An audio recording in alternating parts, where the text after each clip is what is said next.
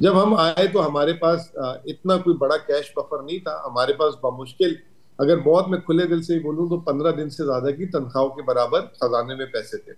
उसके अलावा माजी की बहुत सारी लाइबिलिटीज थी जो पिछली हुकूमतों ने लोगों की अदा करनी थी। आज हमारी जो है तारीख के, हम 77 साल की तारीख के बुलंद तरीन कैश रिजर्व में है। हमारे पास जो है 3 महीने से ज्यादा की तनख्वाह के पैसे एडवांस कैश में पड़े हुए हैं।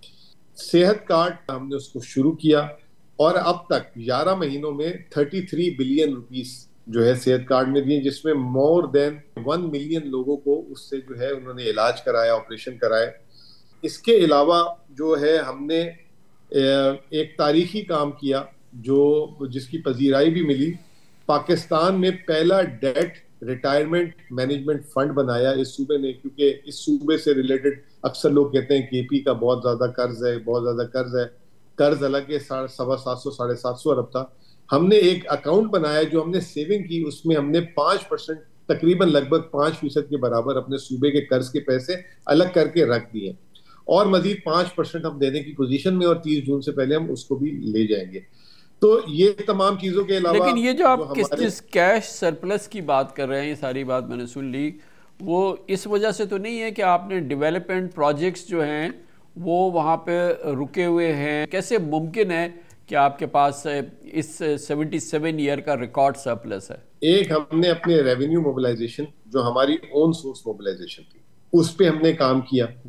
दूसरा हमने एक्सपेंडिचर रेशनलाइजेशन की, यानी कि आपको याद होगा फाइनेंशियल क्रंच के जमाने में यहाँ पे जो है पेट्रोल जो है उसमें 40% कटौती हुई थी। 600 लीटर फी जो एमएनए एमपीए और ये लेते उसको 390 किया गया और पर्क्स काटी गई। गाड़ियों की खरीदारी पे बैन था, तो ये हमने उसको कंटिन्यू किया, हमने उसको रिलैक्स नहीं किया। और हम उन्हीं फिर इलेक्ट्रिसिटी के बिल्स को किस तरह कम करना है, तो नॉन सैलरी एक्सपेंडिचर को हमने कट किया।